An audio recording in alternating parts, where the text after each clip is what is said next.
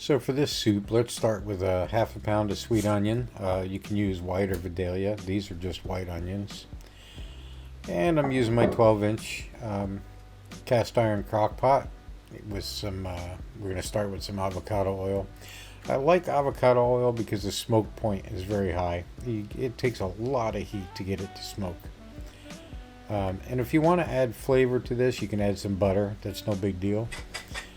Definitely got to have some salt because we're doing onions, and what that'll do is draw out the moisture and start making them very flavorful.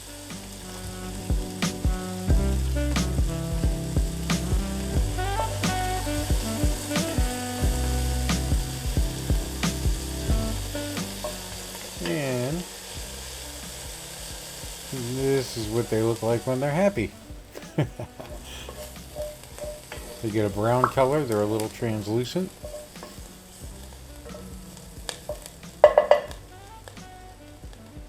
So now we're going to throw in some a half a pound of celery.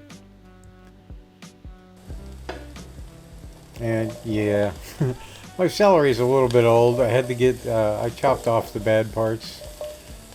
Yeah, it was use or lose. But going into a soup like this, even you just chop off the moist parts, the parts that are soggy, and just keep the crispy parts and throw that in. It won't hurt you.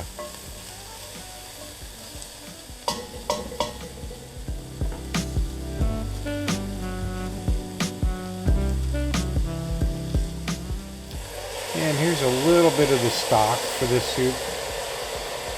Yeah, that was genius, wasn't it? Put the camera right over the pot so all the steam fogs the lens up. Brilliant. Yeah, add a teaspoon of cumin and a teaspoon of turmeric to this. It really, really adds a great flavor to this soup.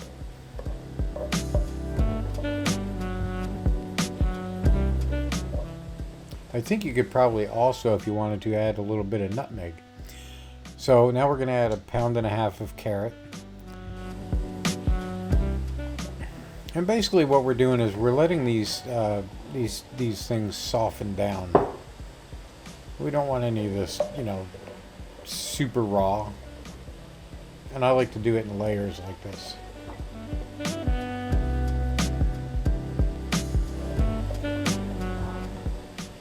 Yeah, we had an escapee there.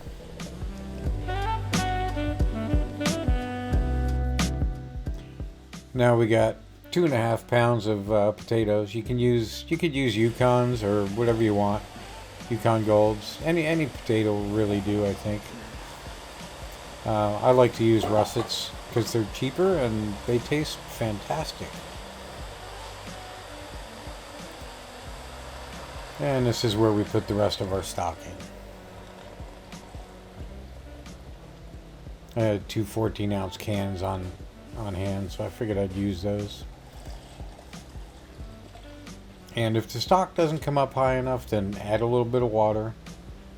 Or you can add more stock if you want to. That's fine too.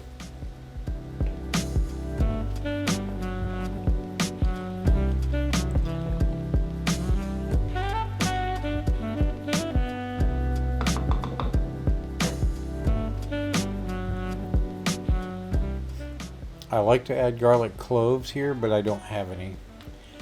So garlic salt will do.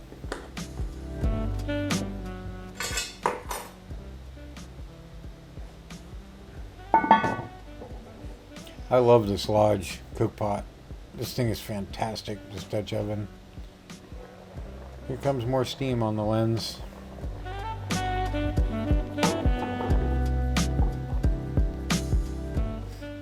So what I did is I fork tested the veggies. You just poke them with a fork, and if they come apart, then you're good to go. I took some of these out because I wanted to add a little texture to it later. So I didn't want the whole thing to be smooth.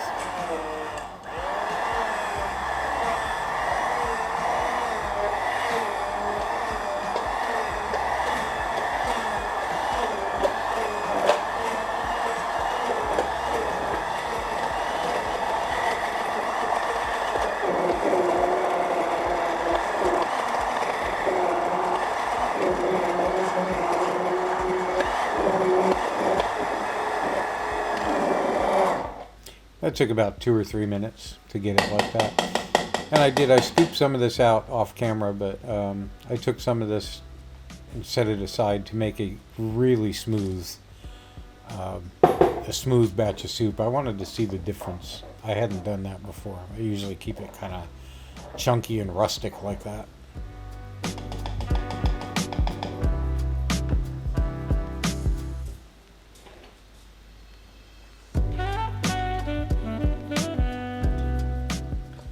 You could add cream here or milk. I only had milk on hand, so I added a cup of that.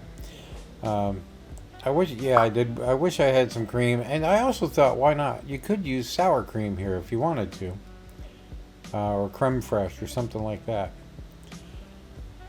Creme fraiche would be a little expensive, but sour cream would be good, I think. I may try that. Might even try yogurt. Plain Greek yogurt might be good. So, taste test.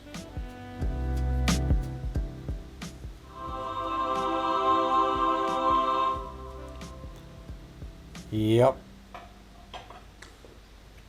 We are on the money.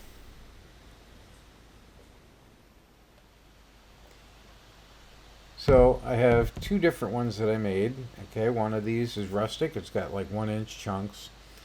Probably less than that, 1/2 inch or so. And then I made the side that I went through, put through the Vitamix and made this. This stuff is super, super creamy. I mean, it's absolutely delicious. So now we throw our lids back on. It's also a good idea to let your soup cool before you start, messing around, and don't throw them in the freezer, piping hot. It won't hurt the super cubes if you put it in there, directly hot. So let's go freeze.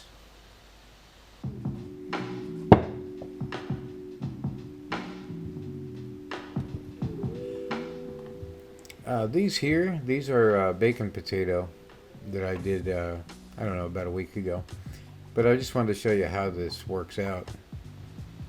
This is a super cube. And these make one good sized portion when you melt these down and heat them up in a pan. But basically what I do is I like to freeze these, obviously.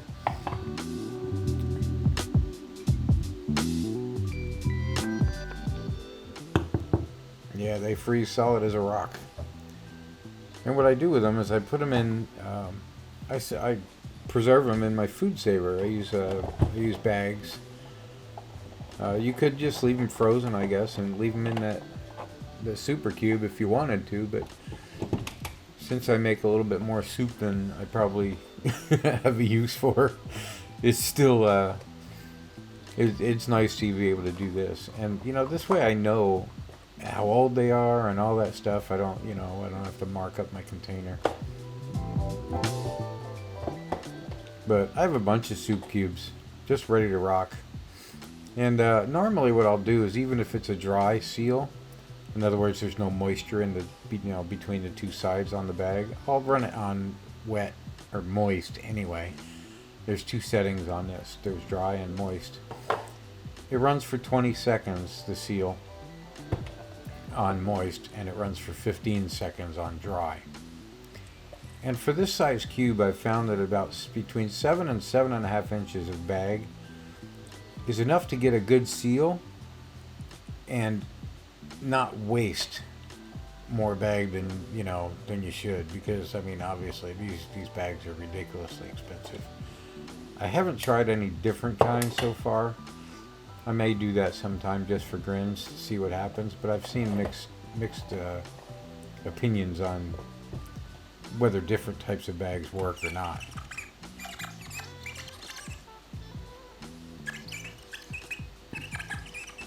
And yeah, it's a good idea to label your stuff. I'm not the best at this, but I'm getting better at it. I still find stuff in my freezer that I don't know how old it is.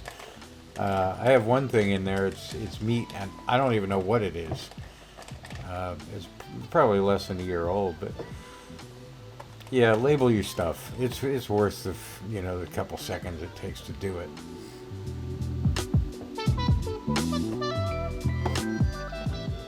And I also found that when you start writing, if you write above about 2 inches from the bottom of the bag, you can get the label on your to be right there on the side of the cube. I don't find in this instance writing on the white space that they give you.